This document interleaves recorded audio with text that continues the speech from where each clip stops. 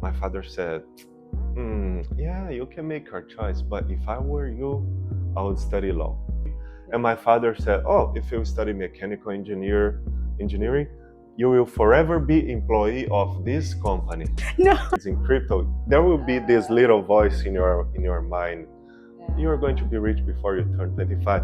Career journey. So when you talk about mental health during that transition where you quit your job and then you start doing trading, where was your mental health at when, like there's no stability, you end up not gaining what you thought you would? Actually, I have many careers. Actually, I'm music producer. I am model, actor. I already worked in movies, in Hola, Olá, Neto. olá. How do I say your name, like in your accent? Like Neto, your Neto, Neto. Neto. What does it mean? Actually, this is a generation name, which Okay. means I'm the third generation of my family. My Okay. grandpa, my father, they have the same name as me, so this is my last name, Neto, which means I'm the okay. grandson. It's like the third. Is In it- English, they could call you the third. So this is my last name, actually, just to emphasize I'm the third generation. So, for an example, with And people call me Neto. People call me that's Neto. like your last name. Yeah, that's my last name. Okay. So it's like those people who've got cool last names, and then Yeah. people just In call Brazil, them with it's their common. In Brazil, it's common to call if your last name is Neto. It's common to people call you Neto or Netinho, like a short little Neto, which would translate into English. Okay. Like you see the football players like Ronaldinho. Yes. This kind of, so it's the same. They call you Netinho. Yeah, it's my family, friends. They all call me Neto or Netinho. And what is your first name? Osvaldo. Osvaldo. Yeah. Osvaldo. Osvaldo. Yeah. Okay. Whew. Yeah, that's like I think it's easy actually to pronounce it. Yeah, Neto is easy, especially for Chinese people. Yeah. Chinese people cannot say my name, so I mean, they've got short names. Okay, Yeah. most of them have got short names, and when they're short names, like it's usually you call them by name and last name. Yeah. And then we've got a long name, then it's hard to say. Yeah, it is. It's hard to say. And so, welcome to Career and Corporate Hub.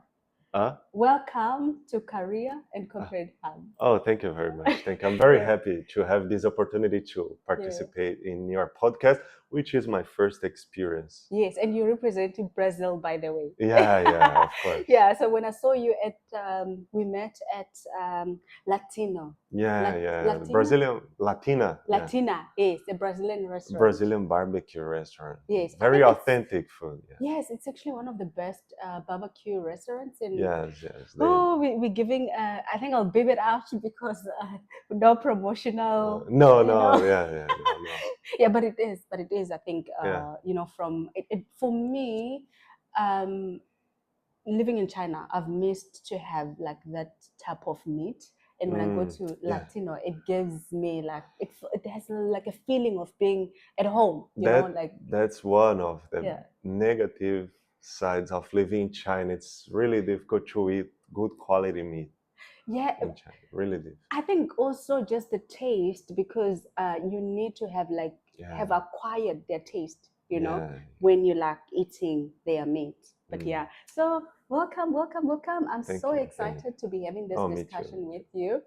You're actually my first Brazilian guest. Oh, that's an honor. Yeah, that's why when I met you and we spoke, I thought I would like to have you on my podcast because, I would like to learn about Brazil and also your career and what brought you here in China. So, yeah. Okay. So, well, my name is Neto. I'm from Brazil. I'm from a state called Minas Gerais, which is not very famous between foreigners. But it's a big state. It's next to São Paulo and Rio de Janeiro.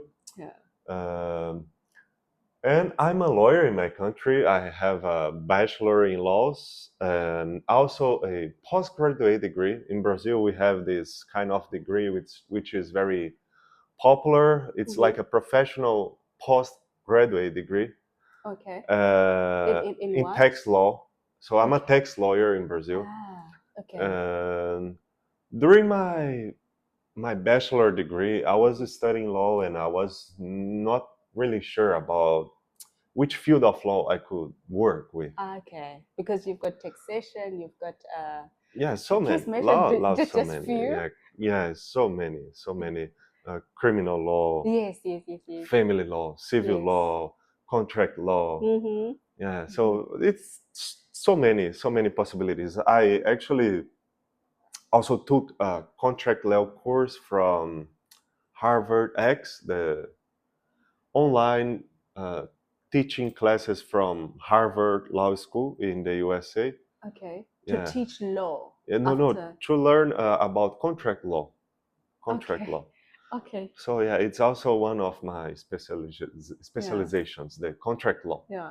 And what made you choose law when you finished matric or grade 12? Do you have matric or grade 12 in Brazil? Yeah, we have like the high school, right? Yes. So yeah, we have 3 years in high school. What do you call it when you finish your high school? Is it just like high school? What do you Just say? high school. Okay, Just high with a school. diploma or with Yeah, we have a diploma. Okay. High school So diploma. when you finished, then you chose to study law. What inspired it? That's actually a interesting thing, because I never wanted to study law. I wanted to. I'm a very creative person. I like to create. When I was a kid, I wanted to be a car designer. I wanted to learn design.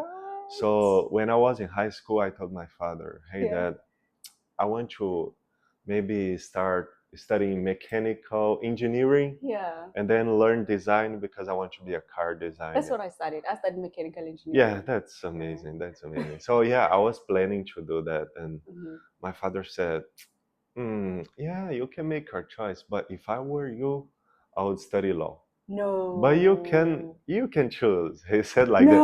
But if I were you, I I would don't study like that law. type of an advice Yeah. because it's like, And I was well, yeah, you regret if you choose study mechanical. because in my country we have Brazil doesn't have their own car brand. Okay. Brazil, we don't have our own car brands at the moment, but we have big companies in Brazil who have manufacturers in Brazil.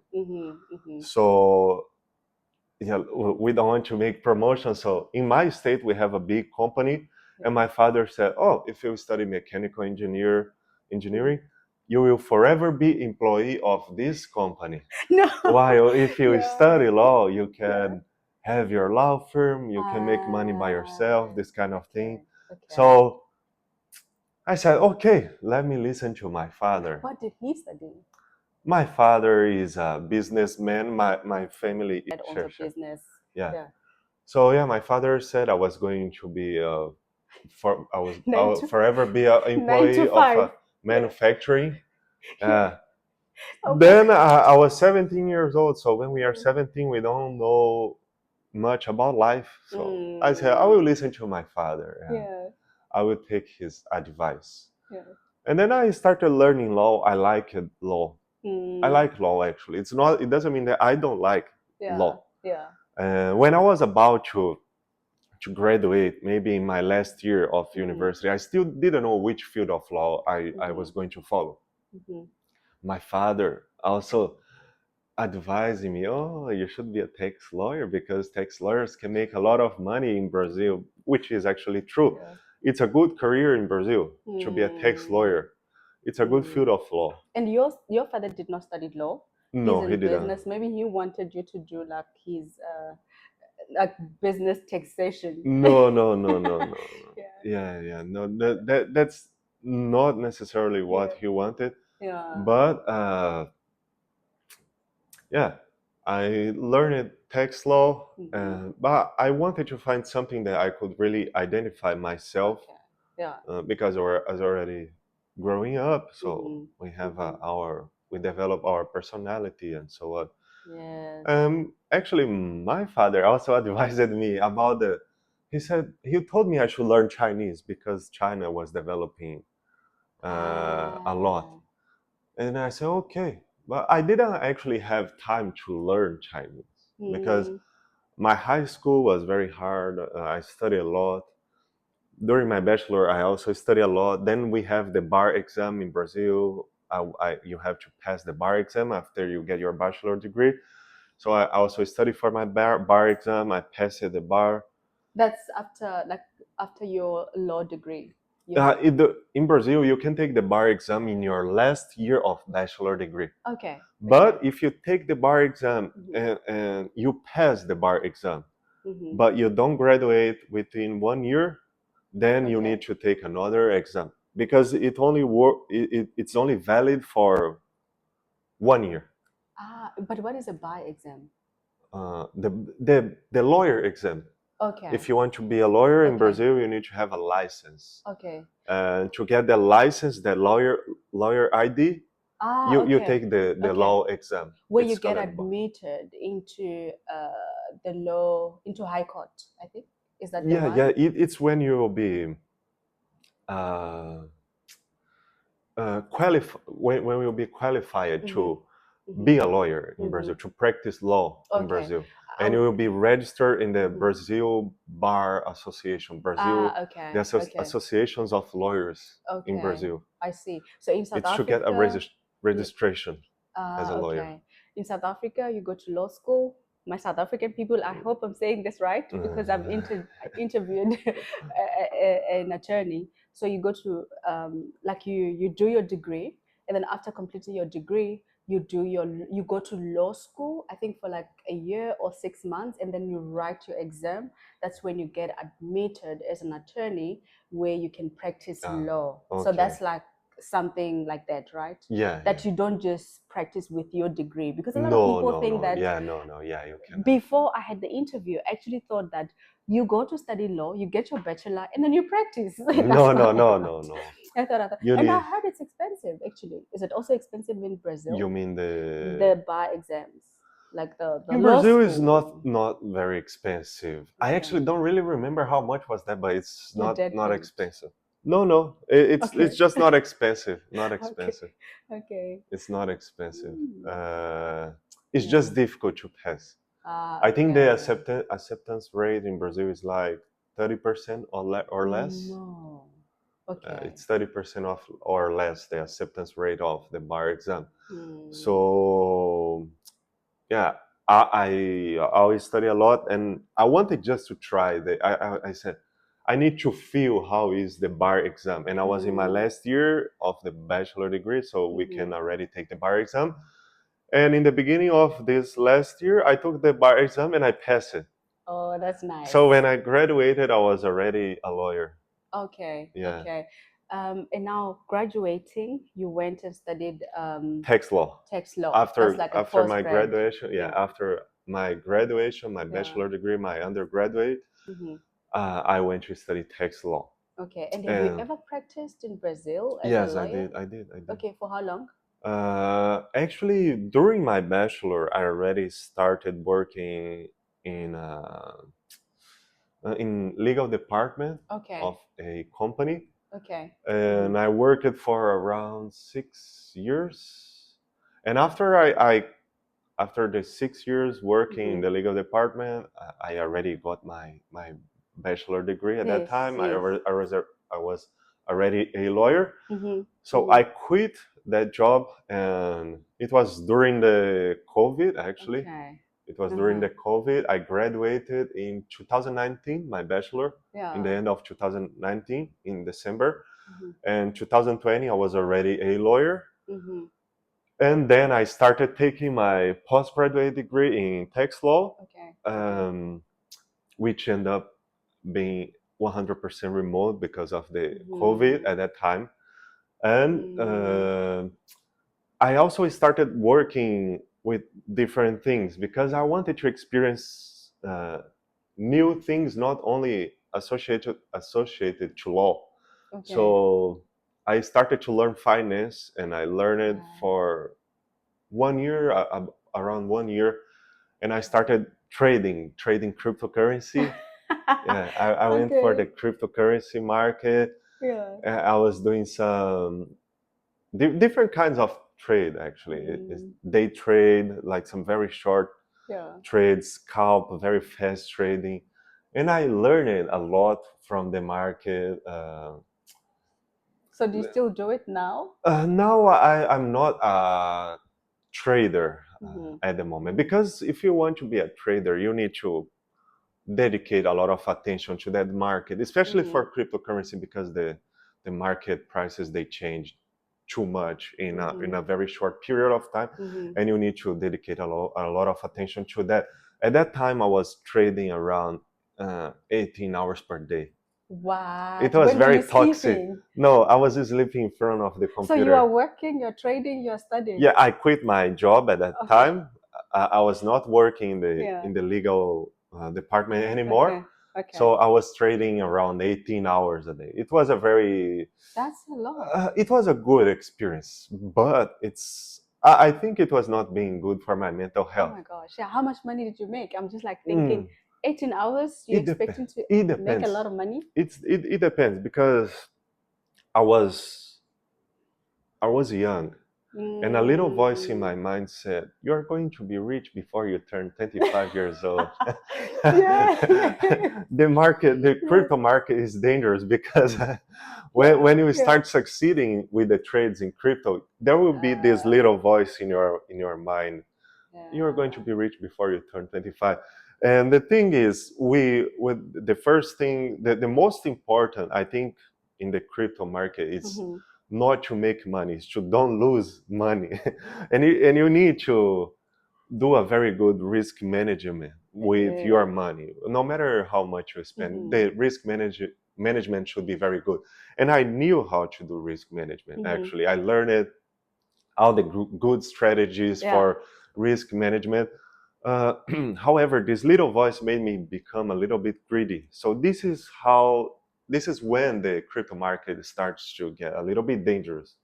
But isn't that how most people lose or get addicted to gambling? Because then, you win and then you lose, then you want thinking that you win more and more and more. It's if you treat it as a job, it's crypto is not like gambling. Okay. It's just like buying shares. Like Okay. you go to stock market, you can buy shares from companies. However, instead of buying shares from companies, even though some cryptocurrencies, they are developed by and managed by companies, they are similar to the stock market. So it's not like gambling. Okay. It has a purpose, and like we have Bitcoin, which is a decentralized currency, which is a good investment for the long term. So yeah, during this time I was working a lot, and I was feeling that it was a little bit unhealthy for my mental health, because I got a little bit greedy. The problem is just the greed that you can feel, because, for example, uh, at that time when I was trading, the crypto market was very, very. Many things happen on weekends, Saturday and Sunday. The prices change a lot during that time. Yeah. And if you succeed a good trade, you can make like maybe, at least with me, with the amount of money, I was not trading with a lot of money. Okay. So But how much money I were could you make making? like $1,000 in one trade within 1 or 2 hours. Oh, no. Yeah, $1,000. And what did you do with the money? Invest more. Okay. And you didn't like maybe buy materialistic things no. just to show that I'm making a lot of money, because that's what I see with a lot of people who No, I do was not trading. making a lot. I was not making a lot of money. I mean, $1,000 is not that much for like, oh, I want to show off I'm making money. No. Yeah. But and it's not like every time you can make $1,000. This was a very successful trade, like.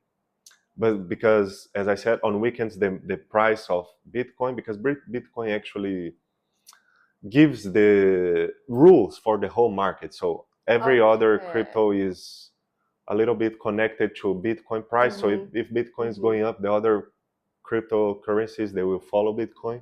Okay. So yeah, Bitcoin price was every weekend was oscillating too much. So it was a very good moment.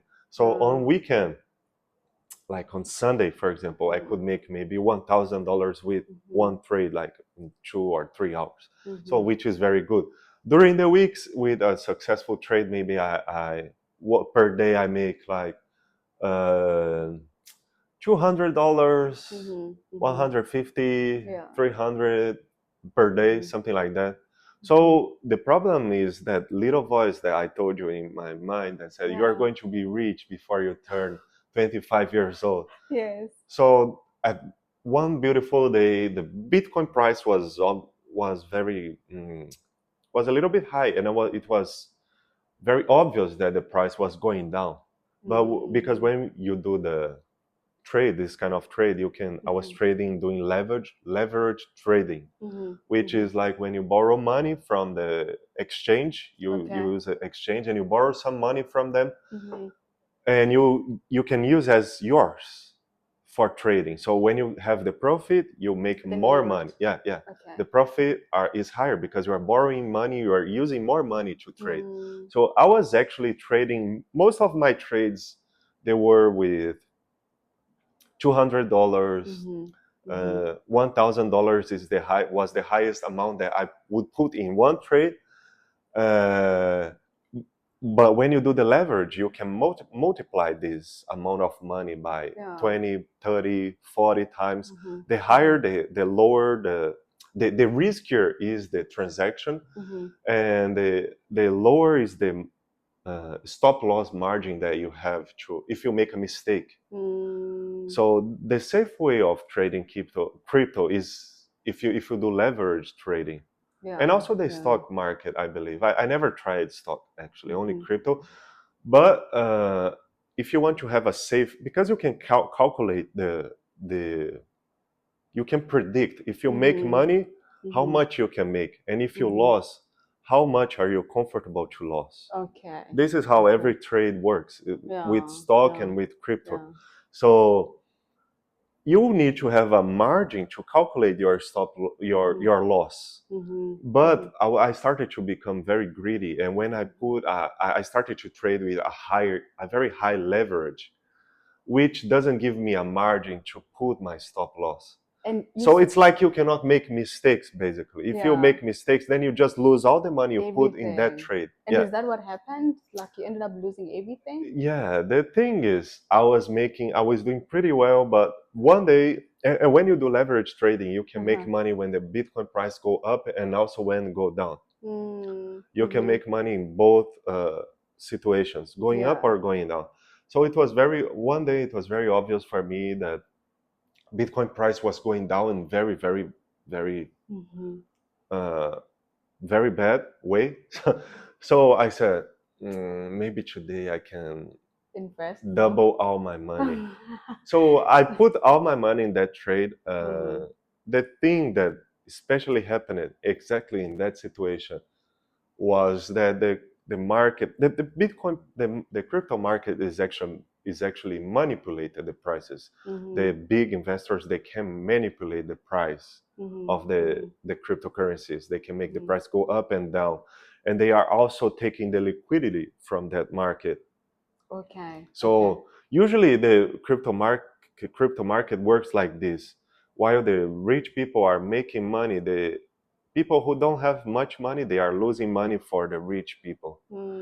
So because they take the liquidity from the small investors, because they can manipulate the prices. So after they take the liquidity, then they let the price go to where it should go. So if it should go up or down, for example, so that day, for example, it was very obvious that Bitcoin price was going down.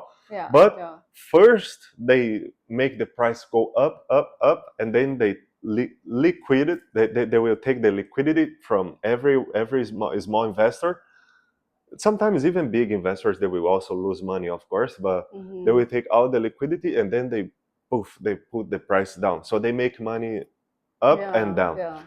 So during that day, I entered my trade and I put all my money, all the money I had. I said, I will double this money. I will buy a Porsche with my Looking at the money now. probabilities, like you will. I said, I will get rich now. Now is the time. Oh my God. So, Yeah. as I said, I was doing a high leverage. Yeah. So Yeah. this is not the smartest decision to do. It's not a financial advice. Don't do that, Noah. Yeah. So the problem is that to analyze the market, we need to use graphs, right? Like to see the prices and so on. And exactly on that day, exactly on that moment, the graphs stopped working.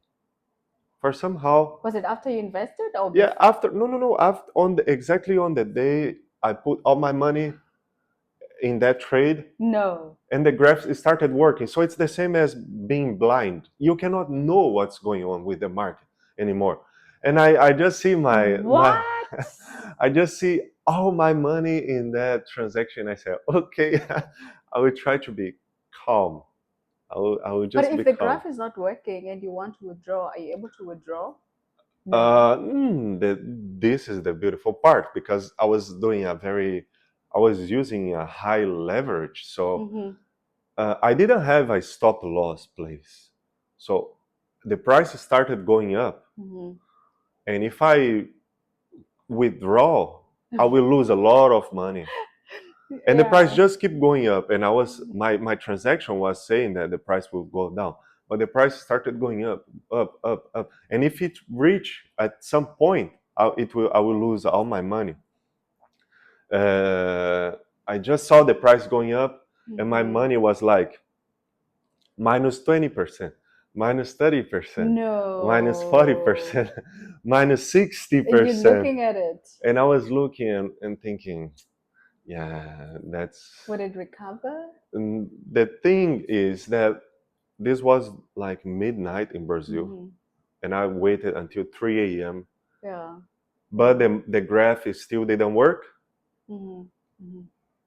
So I said, yeah, I think if I don't want to lose all this money, I should just close my transaction. And I closed my transaction losing 70% of all my money. Because, yeah, so this is the dangerous experience. Trading, yeah, the danger of trading is become greedy and don't do risk management. Yeah. Because everything is so beautiful when everything is working, and you feel, the problem is when you feel too confident that you don't think about the possibility of losing money.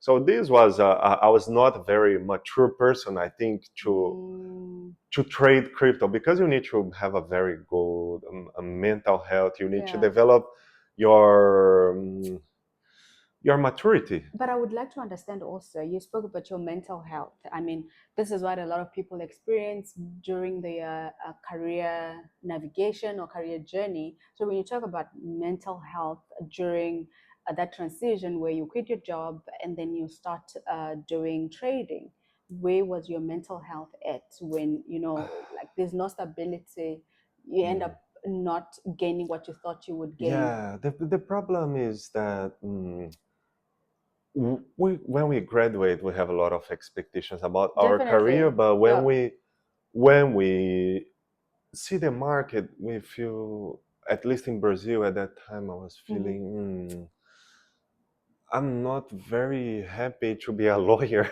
because the lawyer career in Brazil, if you don't come from, basically, is if you don't come from a family that developed a law firm for many, many, many years, and they already have a very good number of clients, and you can work as a lawyer for your family, and then you run that business, you will have to start the law firm by yourself if you want to be an independent lawyer. And this takes quite long. And it's not only about being a good lawyer. It's also about it's like many other professions. I mean, you have to build credibility. You have to build credibility. You also need to make connections. You also need to meet the right people at the right time, because it's difficult. It depending on the field of law you want to work. you need to, for example, I wanted to be, I graduated in tax law. So if I want to be a tax lawyer, mostly the highest demand for tax lawyers in Brazil are from companies. And big companies in Brazil, they have um, big tax litigations because they make a lot of money and they pay a lot of taxes. But how can you connect with those big companies? Because they already have a lot of money and they can hire the best tax lawyers of the. But you can build from the foundation. I mean, I look Yeah, at yeah, tax litigation. yeah, yeah, sure. A lot of professions want people to do their tax returns. That's where you can start, where you can like start very The thing very is, low, to build I your tried credit after all the ability. crypto experience. Yeah. I actually talking about the crypto. Yeah. I lost 70% of my money, and then I recovered that money. Okay. That's Within good. 1 year, I recovered all the money. Okay. So you didn't quit after you lose. No, I didn't quit. I Yeah. just started to do the safe trading. Okay. So the thing I lost in 3 hours, it took me 1 year to recover that money. They say it takes you 10 years to build, your wealth, and then it takes Yeah. seconds to Yeah. to lose it. Yeah. Yeah, if you become greedy. So yeah, Yeah. that's what happened.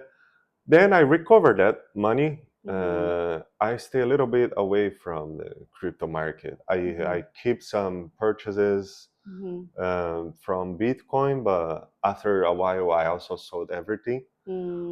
But yeah, this was my experience, and I stopped it because it was being a little bit. Yeah. It was making me anxious. I was. You should not feel like that when you trade, but I was feeling anxious, so I said maybe I should better stop and It's focus not on for my you. career. Yeah, Yeah. I still would like to try when I have some time to focus again, but in a different way, not as a trader, like a Yeah. short time trader. Yeah. So after I finished that, I said I will try to find a job as a lawyer for a law firm. What? When you are just starting your career, you need to get some professional experience. And tax law experience in Brazil is a little bit difficult to have because it's not so easy and common like other fields of law that you can find more job opportunities. So I started working for a law firm, and I worked for 11 months for this law firm. Okay. However, it's the situation if you work for a law firm in Brazil, it's not very, very good. First, as a junior lawyer, your salary will be very, very low. Very, very low. For example, if we think in dollars, maybe you'll make $450 or 400 per month. Okay. As a junior lawyer. And you work extra hours, and many law firms they don't pay you extra hours, which is very interesting because the law firms themselves violate the labor law of Brazil. Yeah. So this is one of the the frustrations. You're the law. Yes, you become a lawyer break. and you go to work in a law firm, and what they are going to do with you? They will register you as a associate lawyer of that law firm, but it doesn't mean that you are associate that you share the profit of that law firm. They just want to register you as a associate lawyer. Are the benefits for the company from the government? For an example, tax rebate because they've got more associates, or they've got more trainees. It's just to make it legal for hiring lawyers to your. Okay. So your law firm can have the lawyers who work for you. They can be associate to your law firm. So it's not like you sign that contract of the traditional job labor contract. So you just have lawyer associates. But this is also the way they find to violate the Brazilian law. And they don't sign contracts with you. I mean, not every law firm, Obviously, but it's a very high number. It's a very common thing to happen. Not every law firm in Brazil is going to do that, but it's just something that very common, something that me and other colleagues experienced during their career, and especially during the beginning of our career. So they find this way to don't follow the law, and they also pay you very low salary. You don't get any benefits from that. Actually, in my case, I was actually spending a lot to go to work. It was expensive for me. Yeah, it was expensive for me to go to work. And I spend, and the amount of money I make was not satisfied. So, but I still wanted to learn how to become a tax lawyer. And this was the opportunity I found to learn how to be a tax lawyer.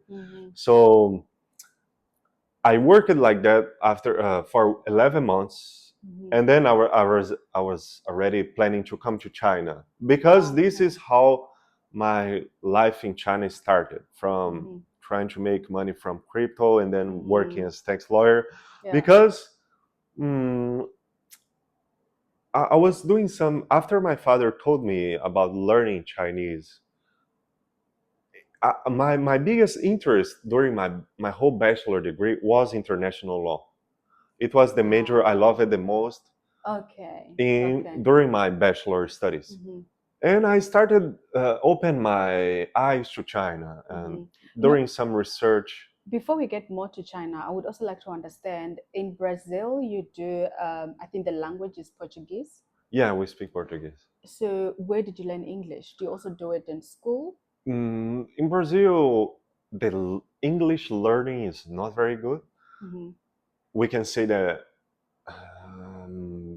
the biggest part of the population in Brazil doesn't speak English at all. It's like China. At all. Yeah, it's like China. Okay. Maybe even less. I'm not really sure. And where did you learn English? When I was 6 years old, I started going to English school just to learn English. Okay. I take English classes. Okay, it's like private English extra... classes. Yeah, when you go to normal school, you also have English classes. Okay. However, those English classes are not enough for developing good skills in English.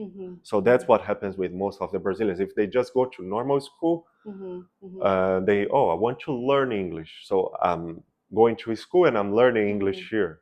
You are not going to learn English at all. I mean, your English is very good. Yeah, because I went to, I had extra English classes. Okay. I learned English at that time. But everything else was taught in Portuguese?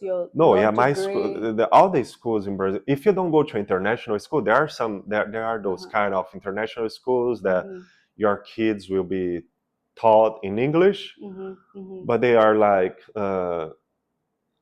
not so many people go to those schools. If you don't go to those schools, you are not going to be taught in English at all. And you will just have like one subject, you study geography, history, science, this kind of thing. And another subject is English. Okay. However, it's not good. Not good for developing your language skills, your English proficiency. Yeah. If you want to stay in Brazil, I'm sure. So now, coming back to China, how did coming to China, how did the whole idea come about? Yeah, so that's when I started to pay attention to China, and I started to feel interested about China in a business perspective, because we see China is now the biggest economic partner of Brazil. So for Brazilians, China is somehow the future. But it has the good and the bad sides of everything, like everything else in life. Like Brazil is relying too much in China. I mean, most countries are currently. Yeah. So Brazil is relying too much, which is beautiful, but also it's not the safest. When we talk in a rational perspective, there is no country that should be so that should rely so much in only one country, right? Yes, yes. But the problem of all the economy is that everything is associated with politics, right? So it became a political situation. So yeah, Brazil is very connected with China. At that time, the Brazil-China relations were already very good. I think last year, Brazil and China celebrated 50 years or something like that. Is it 50 because years. of break? Not BRICS. What? They celebrated 50 years of economic partnership, Okay. Brazil and China. Okay. So it's been a long time, and Brazil-China relationship is very good. And the good thing is that not so many Brazilians, they focus on China. I haven't met a lot actually. I Yeah, think you're yeah. actually the first one of. Okay, I've got a colleague who's from Brazil, but he was working in America, so he came here as an American expat, although he's from Brazil. So you literally the first person that I've met who's like coming from Brazil. I've met, I know Yeah. someone who got the same degree as me because here in China I got a master in international law. Ah, okay. Yeah, That is actually also different because a lot of masters students or candidates that I've met, they are doing international relations. yeah, yeah. So it's I'm like international really law. Yeah, okay. yeah. Yeah. So at that time, I said, "Oh, I really like international law, and China is a good partner of Brazil. Yeah. So I see opportunity here. Maybe With I can BRICS try." as well. Yeah, with BRICS, we have the BRICS, Yeah. which is good for for Trading. trading. And I said, "That's why not? Why not try?" And Yeah.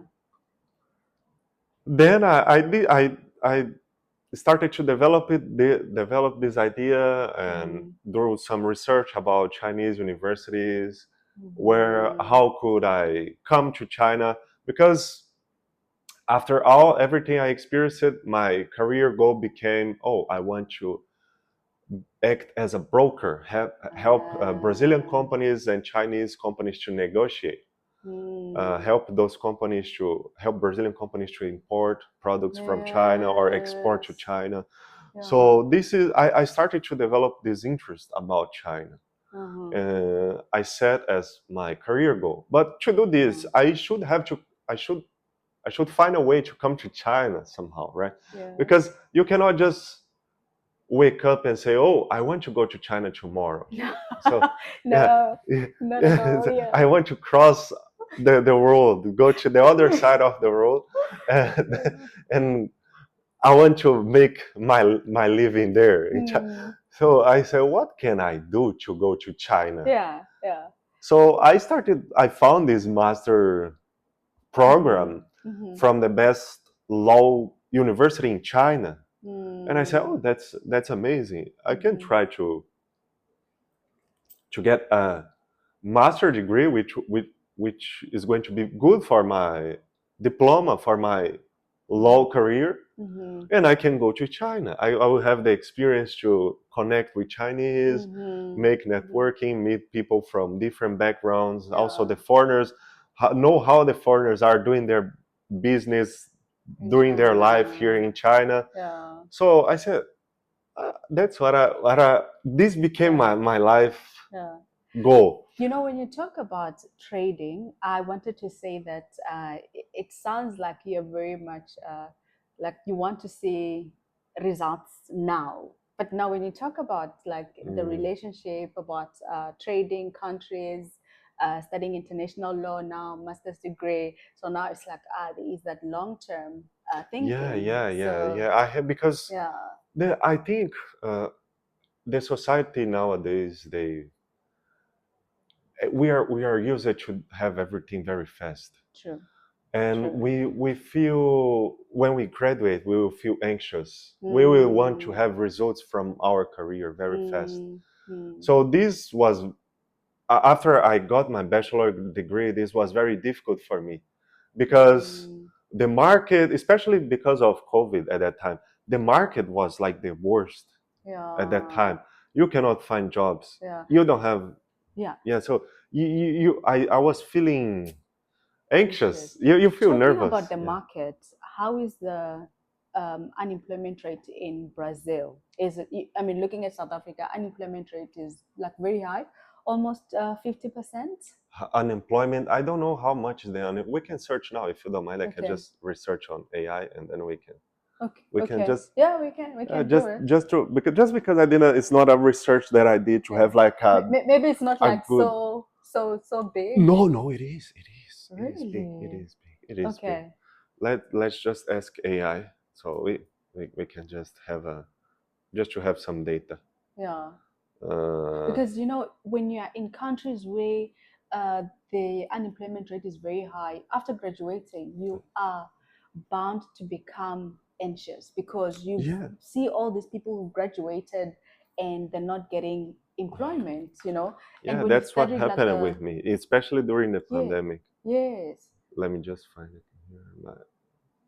Let me So ask. when you've got a degree like law, when you like it's promised money, good company, and then boom, nothing happens. Yeah. Which like really happens to a lot of people. Yeah, so that's why I'm like does. asking about the unemployment rate. I'm just qual a taxa de desemprego no Brasil atualmente?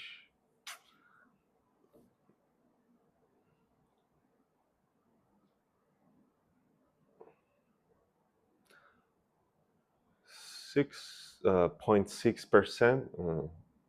That sounds very low.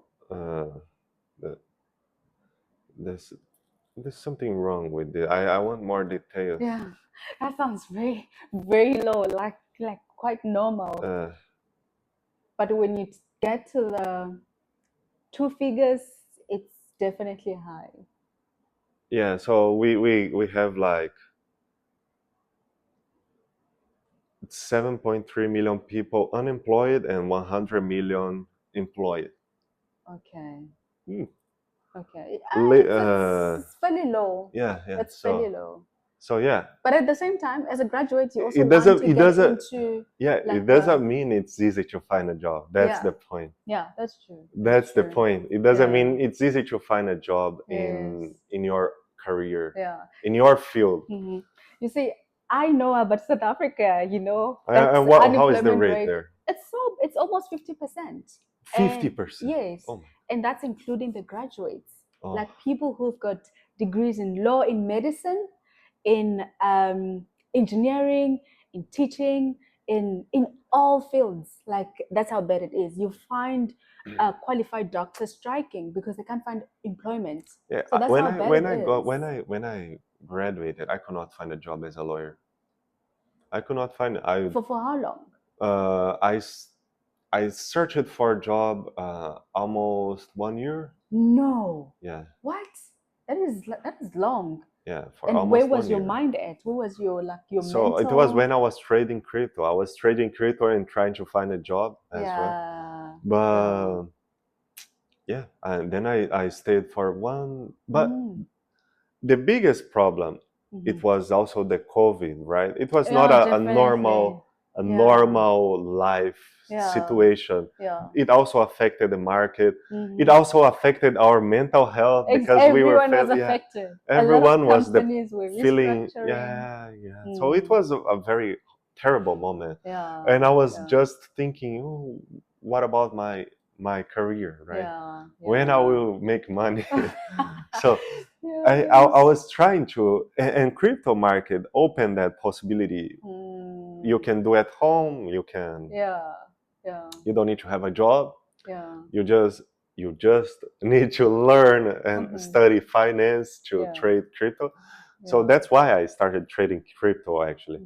And then I worked as a lawyer. After I found my job, I worked as a lawyer for 11 months with the low salary, working extra hours, not getting paid. But seeking more experience as a tax lawyer.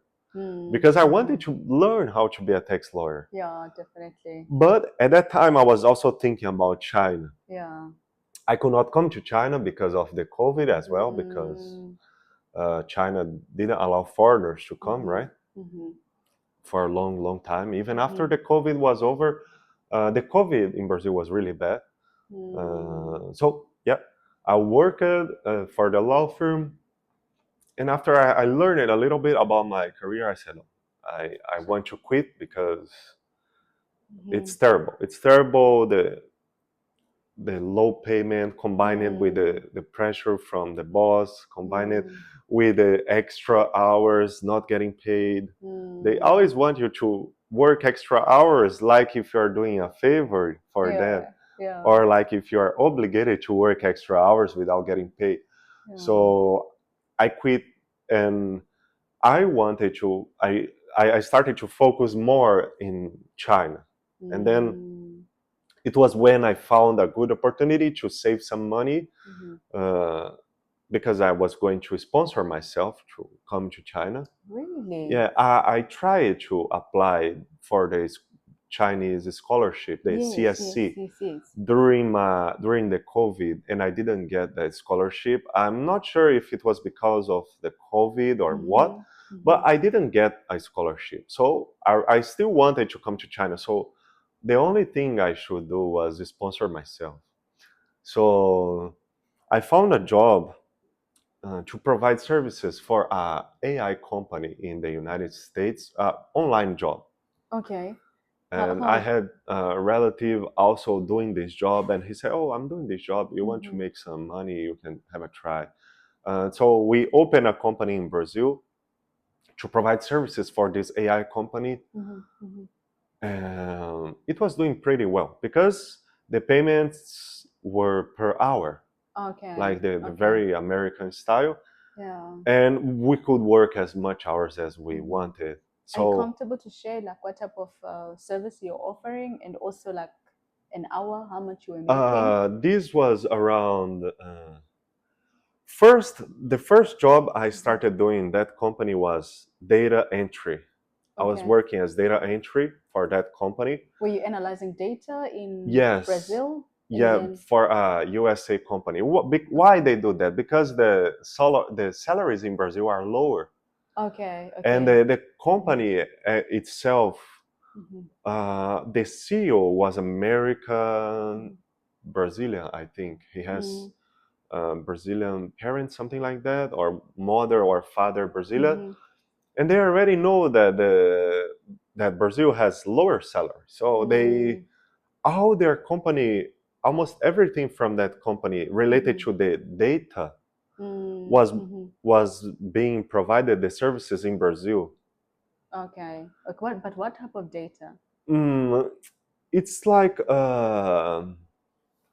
it's an AI company. I actually don't know if I can talk. It's fine. So we are wrapping up now. I'm looking at the time, like the time is almost over. But I would also like to touch more on like you moving to China now. I can just be faster, and I tell you about. So yeah, I working for that company as data entry, and then I was promoted after 3 months. I was manager of some teams. Okay. And I was making around let me think in dollars. Maybe $15 per hour. It seems like these online companies, like you get to make a lot of money. Yeah. So I started saving the money. I didn't get my scholarship. Then I sponsored my own studies and came to China. So for your whole master's after I degree- have arrived in China, I figured out that there were many other scholarships that I could apply for.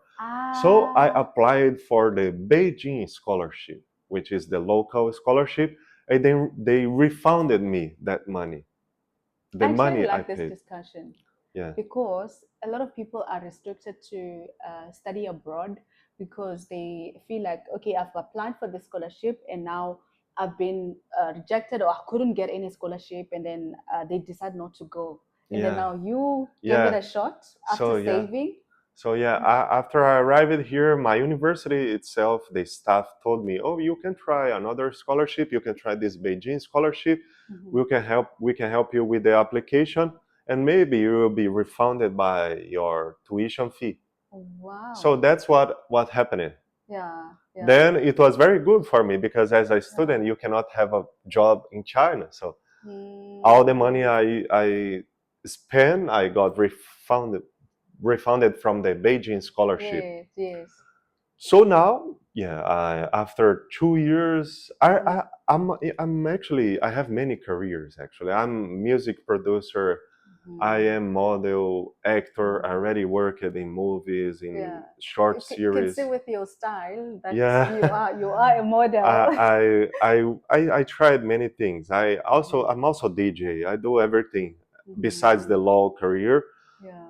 I like to experience this kind of things, and as I said, Okay. I like to be creative. I like to be Yes. connected with art. Okay. I already curated art exhibitions, this kind of thing. Mm. So now I graduated and I got my Mhm. degree, Mhm. uh, and I'm what I'm doing now is opening a company in China Okay. in for trade. That's what I wanted to do. Okay. So I'm starting the next step of my life. I'm opening this company so I can provide the consulting services, the broker services for Brazilian companies who want to import from China. Ah, that's great. And this also, opening this company, I can also sponsor myself a visa to live in China. Okay, okay. Because now you've completed your studies, you graduated 2 months ago.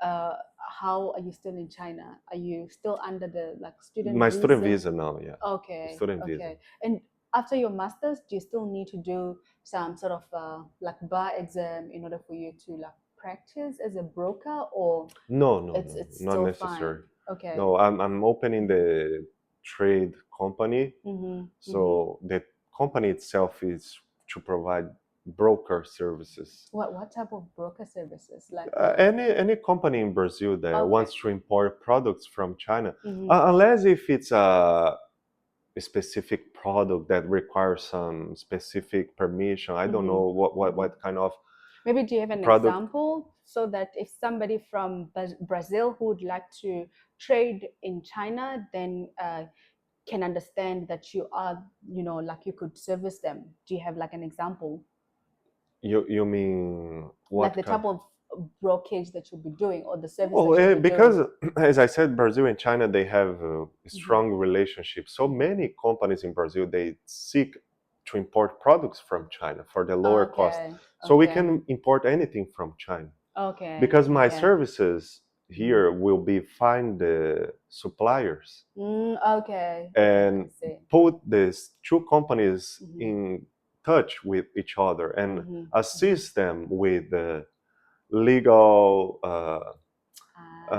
services like contracts. We assist with the contracts, and also in Brazil, we assist with the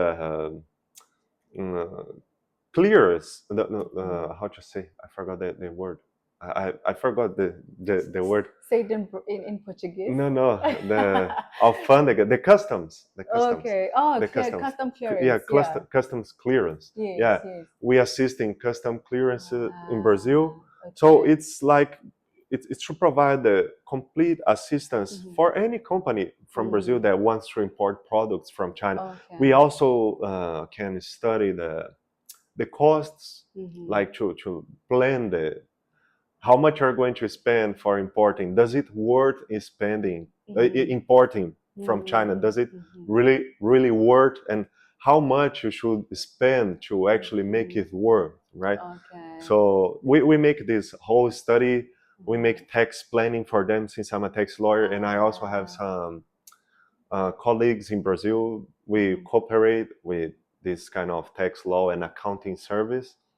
So yeah, that's the phase I am right now. I'm still under my student visa. Mm-hmm. I'm switching for my work visa. Business. Mm-hmm. To switch for my work visa, I need to find a job or open the company myself and sponsor myself a visa. I will not exclude the possibility of working for a Chinese company as well, Okay. since I'm just starting a business and it's not like I'm going to have many companies wanting to export many products from China and I'm going to make a lot of money from that. No, that's not how it works. It takes some time, right? Like we're talking about making the connections and so on, making the networking. So that's the stage of my life where I am right now. Yeah, and I actually wanted to ask how you are going to use your qualification, because now you've graduated, but now that you've explained, it makes a lot of sense. Yeah. And I would also like to find out, you are a creative, you do content, you do modeling, you do acting. Where do you act? I work as an actor in movies or series, short series, like for applications, Okay. small series, small projects. Okay. And how do you plan to balance out your time with all these other projects that you do? I'm having a little bit trouble to balance my time, but since I don't, I mean, at some point of my life that I still don't have like a stable job, I feel like I should try as much as I can. Yeah, I try anything, and after I get my life a stable life, then I just focus on that thing. Yeah. Of course, I need to. When we do this, we need to be careful because you do many things and maybe you don't focus in none of them. Yeah. So this can also be a problem. But my focus of my career is since I came here, I was very determined to open this company. So that's my stage right now. I'm opening the company, and now I need to wait and see how the things will develop in the future. As I said, I'm creating content with which I believe it can be useful somehow for the development of the company, since I'm already building my image. TikTok also have many opportunities to make money from that platform. It doesn't mean that now my content makes good money. Now it's just trying to build my visibility first, then try to see if it will be able to focus in making money or not. But I believe for the long term it can be useful as well, because the social media is still the future and a powerful tool to develop your career. So I think it's also a good opportunity. So I'm trying to take advantage of every opportunity that I have in my life. So TikTok is being a new opportunity for me, so I'm trying to take advantage of it. Yeah. So you can follow him on TikTok at Neto in China. Neto in China. In China, yes. He uses Portuguese. Yeah, my audience is mostly from Brazil. So if you are from Brazil and you are watching this, I hope we will have Portuguese subtitles for them. If your English is not very good, I try to follow, and I'm like, why don't you have English subtitles? I tried, but I didn't reach my content. Didn't reach the other countries, so I just said I focus on my country because Brazil is very strong in social media. Yeah, but also you must accommodate us because we love your content and we want to understand what you're saying. I will try. Yeah, so Neto, thank you so much for honoring my invite. Thank you so much for coming to Career and Corporate Podcast. And in closing, I would also like to ask you if you believe in career roadmap. How do you structure like your career planning? Because it sounds like a lot of things that you do is very much calculated, although you're doing a lot of things, but it's like there's like one thing that like you've really focusing on and building. But how do you like structure your career development plan? I think to structure our career plan, the first thing we need to develop is our mindset. If you have you need to have the goal first. You need to have to expect to achieve something, because unless you plan just to have a stable, you will be happy to have any kind of job that can give you a salary for a long term, and so you don't need to worry about anything. If you want to start and try to make difference in your career, to be a special professional and to stand out from other professionals from the same career as you, I think you need to set the goal, and you need to figure out how you can do what you can do to achieve that goal. Because when we actually think, when we have a dream or a career expectation, it looks a little bit impossible if you think too big. So you feel a little bit. You feel actually not so motivated. You will feel like, oh, maybe I'm expecting too much, and this sounds a little bit impossible. But sometimes the things, when we start, for example, when I wanted to come to China, nothing was working for me. I struggled for a long time. I said I want to go to China, and nothing works. I cannot go to China. Nothing is working. It seemed impossible. Yeah, it seems impossible. But as soon as I came to China, everything just opened up. Yeah, just open it. So if you have the career expectations, don't be disappointed or don't feel like it's impossible to achieve your career expectations, because you actually can. You just need to do the step-by-step process and see what you can do to make you a little bit closer from that goal, or at least a little bit distant from the state that you are now, no matter if it's just a small step or a long or a big step. So I think this is actually how I did, because before, as you said, I was very anxious about the results. But we cannot only think that we should have good results, because the good results, they will not come so fast.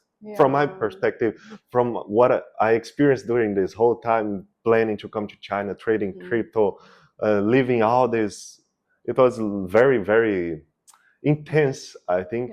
And I concluded that we will make maybe a mistake when we start dreaming, thinking about the result. We should start dreaming and thinking about the process to achieve the dream, and then the result will just be a consequence of your achievement.